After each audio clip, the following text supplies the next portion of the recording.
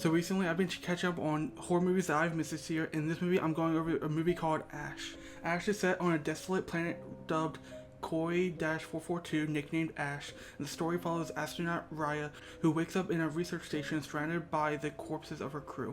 She's disoriented, suffering from amnesia, and haunted by fragmented memories. When a man named Brian arrives claiming to know her and to have come in response to a distress signal, the tension escalates. As Raya and Brian attempt to piece together what happened, flashbacks reveal disturbing truths, including the possibility that Raya herself may have played a role in the crew's demise. First off, I have to talk about how Eiza Gonzalez delivers a gripping performance as Raya, balancing vulnerability with bursts of terrifying intensity. Aaron Paul in this movie portrays Brian and adds layers of ambiguity. His calm demeanor keeps you guessing whether he's a savior or whether he's a manipulator. The chemistry between these two fuel the movie's psychological tension. The ensemble cast, including Iko Uwais and Beulah Kowale, adds depth to the flashback sequences and world building. Flying Lotus directs this movie, and they're known for their experimental music, brings a surreal, almost hallucinogenic style to the movie. His direction is bold, using vibrant lighting, eerie soundscapes, and disorienting camera work to mirror Raya's fractured psyche. The movie feels like a fever dream with influences from Dead Space and the Callisto Protocol. Ash explores Raya's struggle to remember who she is and what she's done, and raises the question, can she believe Brian or even herself?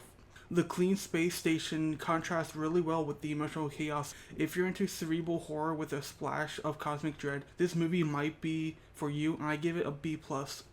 And throughout this movie, I was thinking about how much this feels really allegorical, even when I watched the trailer, where how the space station and toxic planet reflect the isolating effects of mental illness, where Raya's hallucinations and paranoia could symbolize depression or PTSD, where the mind becomes a hostile environment, and even where self-trust is like taken away, where the station becomes almost like a metaphorical mindscape, with each quarter representing a fractured part of her psyche.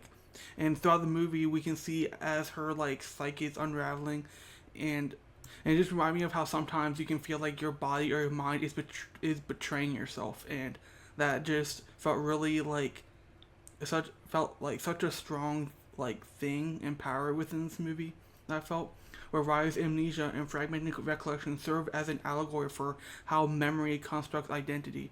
Her inability to remember whether she committed these violence just mirrors real world struggles with trauma, guilt, and self-perception.